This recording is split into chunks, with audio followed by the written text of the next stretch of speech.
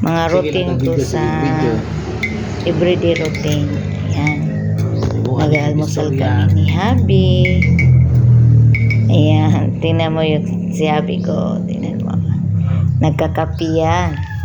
Yung 1 cup na coffee, 2 kami mag-share. Nainitan pala siya.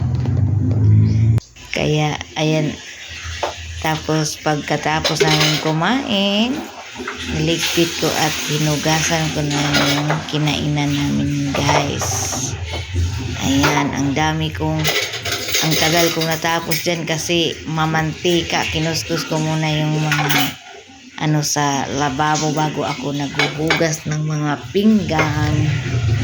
Kaya ang tagal ko yan, guys. Kaya ayan, hugas-hugas muna kami dyan. Kuskus ng mga hugasin para tanggal ang mga mantika. Ayan, guys. Ang si Habi ko naman ay nag-aantay sa lamisa kasi oo nga,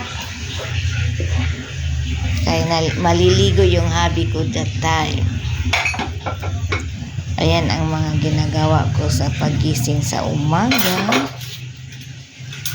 Kakain muna kami bago kami magsiliguan.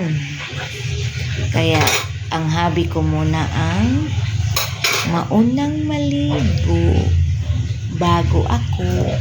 Kaya habang maliligo ang Habi ko, ako naman ang naghuhugas ng plato. Kaya ayan,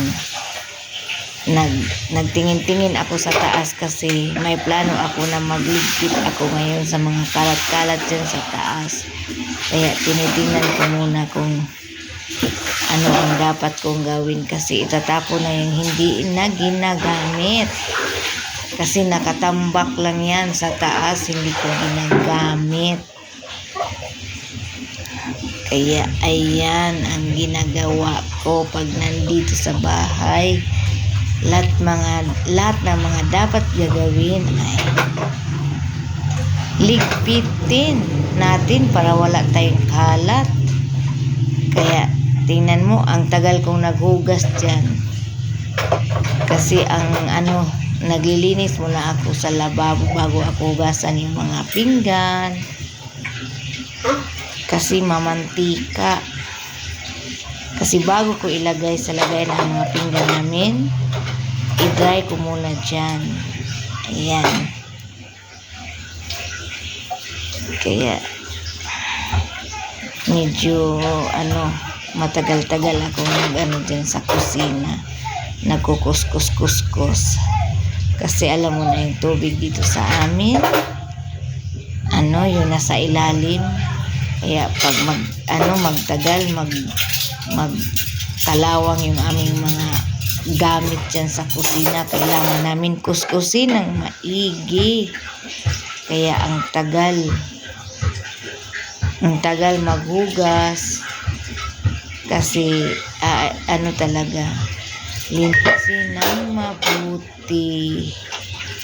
Kaya ayan, malapit na rin ako matapos niyan. Kasi mainit na yan. Pagkatapos ko magligpit dyan sa kusina, ko muna yung mga sinampay ko doon sa labas.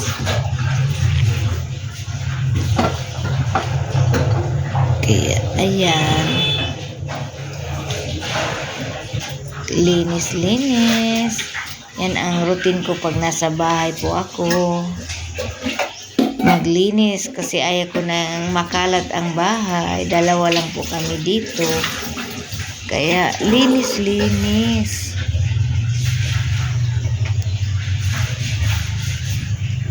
Kaya ayan, dana po. Maglinis. Kaya pumunta ako sa labas niyan pagkatapos. Kasi di ba binilad ko ng mga nilabhan ko doon sa labas. Kaya medyo sandali ko lang binilad yan kasi makulimlim din. Kaya medyo tinanggal na namin yung mga natuyo na damit. No, nag ano lang ako diyan, tinatanggal ko yung mga mga tuyo na. Kasi para hindi maabutan kami ng ulan kasi makulimlim din. Makulimlim nga na may init. Kaya ayan, pinasok ko sa bahay yung mga tuyo na damit, nilagay ko doon sa kwarto at nandoon yung asawa ko nakahiga-higa. Ayan. Kasi hindi daw siya nakatulog kagabi. Kaya ayan, pagkatapos namin kinuha yung mga damit na tuyo, tiniklop ko muna dyan kasi ayusin ko muna yung mga damit na tuyo na ibalik ko doon sa lagayan kasi para hindi makalat. Tiniklop ko yung mga damit na natuyo. Marami yan guys, kaso lang pinipili ko lang yung mga natuyo na. Kaya ayan, tiklopin natin yan para malinis, para wala tayong sampay, para malinis yung ating bahay, wala tayong sampay kasi alam mo na ngayon malamok. Kaya ayan guys, thank you for watching.